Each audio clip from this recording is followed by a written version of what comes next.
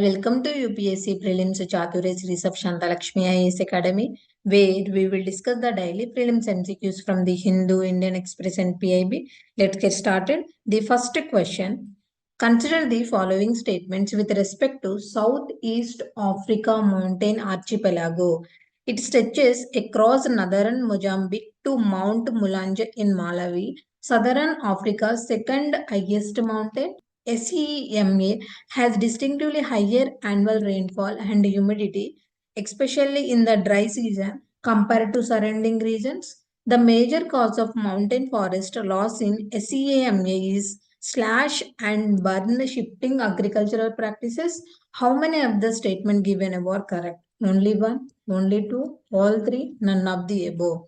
This was in news recently. Southern Africa has unearthed a wealth of previously undocumented biodiversity in a newly recognized ecoregion called the Southeast Africa Mountain Archipelago. About this, it is a newly recognized mountainous ecoregion. It stretches across northern Mozambique to Mount Mulanje in Malawi, southern Africa's second highest mountain. The ecoregion encompasses 30 granitic inselbergs reaching above 1000 meters above the sea level, hosting the largest and smallest mid-elevation rainforest in South Africa, as well as biologically unique mountain grasslands.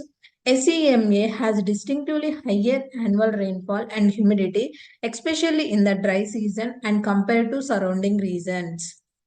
Endemic taxa include 127 plants and 45 vertebrates and 45 invertebrate species and 2 endemic genera of plants and reptiles. This endemism arose from divergence events coinciding with the repeated isolation of these mountains from the Pan-Africa forest, together with the mountains' great age and relative climatic stability.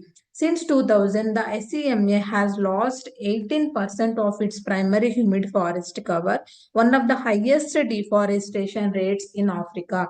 The major cause of mountain forest loss in SEMA is slash and burn shifting agricultural practices, typically used for subsistence food production by local communities, along with charcoal production for household cooking and as a source of revenue. So the answer is all three are correct. Moving to the next question. With reference to the Musk Budiji, consider the following statements. It is a barley variety indigenous to the Himalayas. It has received a geographical indication tag. Which of the statement given above is are correct? One only, two only, both one and two, neither one or two. Recently, scientists at the Sher-e-Kashmir University of Agricultural Science and Technology, Srinagar, reported that altitude and temperature play an important role in the development of musk budji aroma. About this, it is an indigenous aromatic rice variety that is usually grown at altitude ranging from 5,000 to 7,000 feet above the mean sea level in highland Himalayas. It is short, bold aromatic rice grown in the higher reaches of Kashmir Valley. The cooked rice is unique and possesses a harmonious blend of taste, aroma, and rich organoleptic properties. It is mainly grown in areas of Sagam and Panjagam and Soap Sale of district Anantnag and Berwa belt of district Budgam. The consumption of aromatic rice in Kashmir has now been limited to special occasions, marriages and festivals. It has received a geographical indication tag. So the answer is 2 only because it is a rice variety indigenous to the Himalayas, not barley variety. Moving to the next question. Recently, which IIT successfully transferred a pioneering swine fever vaccine technology to Biomed Private, a vaccine manufacturing company? Option A, IIT Guwahati. Option B, IIT Delhi. Option C, IIT Kanpur. Option D, IIT Madras. Indian Institute of Technology of Guwahati transferred swine fever vaccine technology to Biomed Private Limited. The vaccine targets a classical swine fever virus prevalent in states like Bihar, Kerala, and northeastern regions.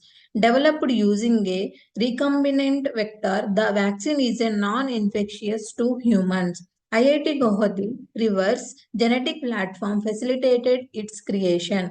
The collaboration aims to address the significant gap in India's swine fever vaccine technology, safeguarding pig populations in affected regions. So the answer is option A, IIT Guwahati. Moving to the next question. Choose correct one with respect to the Moyer Valley. It extends from Gudaluru through the core area of Mudamalai Tiger Reserve. It is the only region in peninsular India where you have the biggest nesting colony of gyps vultures in the wild. This entire stretch is a wildlife haven and important biome in the Nilgiri Biosphere Reserve. How many of the statement given above are not correct? Only one, only two, all three, none of the above. Moyer Valley is the biggest nesting colony of critically endangered gyps vultures in the world. About this, it is also known as Moyer Valley. Location, it extends from Gudaluru through the core area of Mudumalai Tiger Reserve. This entire stretch is a wildlife haven and important biome in the Nilgiri Biosphere Reserve. It is sheltering several vital species like tiger, elephant, and the critically endangered gyps vulture. It is the only region in peninsular India where you have biggest nesting colony of gyps vultures in the wild. How it supports gyps population. This valley offers plenty of wild kills and natural deaths of wildlife from Moyer Ridge to Bhavani Sagar. This provides a stable food chain to nature's scavengers simply because these carcasses are mostly free from non-steroidal anti-inflammatory drugs and other poisonous chemicals. So the answer is none of the above because all the statements given above are correct. Moving to the next question. Consider the following statements about investment facilitation for development. It is a multilateral agreement. This agreement aims to create legally binding provisions to facilitate investment flows. India is a part of this initiative. How many of the statements given above are correct? Only one, only two, all three, none of the above. One of the significant developments at the 13th Ministerial Conference of the World Trade Organization in Abu Dhabi was the non-adoption of agreement on investment facilitation for development. About this, it is a joint initiative launched at the 11th WTO Ministerial Conference in December 2017 on a plurilateral basis by 70 countries. This was done through a process known as the Joint Statement Initiative. This agreement aims to create legally binding provisions to facilitate investment flows. It also aims to develop predictable, transparent, and open investment rules that will contribute to more efficient investment flows and increased business confidence, and it is now in formal negotiation phase. Objective, a core objective of the framework is to facilitate greater participation by developing and least developed WTO members in global investment flows. The IFD agreement was finalized in November 2023 and at present around 120 of 166 WTO member countries back this agreement. Key areas include in the IFD agreement to promote and facilitate investment. Improving regulatory transparency and predictability, such as publishing investment-related measures and establishing inquiry points, streamlining and speeding up administrative procedures, such as removing duplicative steps in approval process and simplifying applications, enhancing international cooperation and addressing the needs of developing members, such as providing technical assistance and capacity building for developing countries and least developed countries, and other issues such as implementing provisions to encourage responsible business conduct. India is not a part of this initiative. The answer is only one because it is a plurilateral agreement, not multilateral agreement. India is not part of this initiative. Thank you. This is the today's session.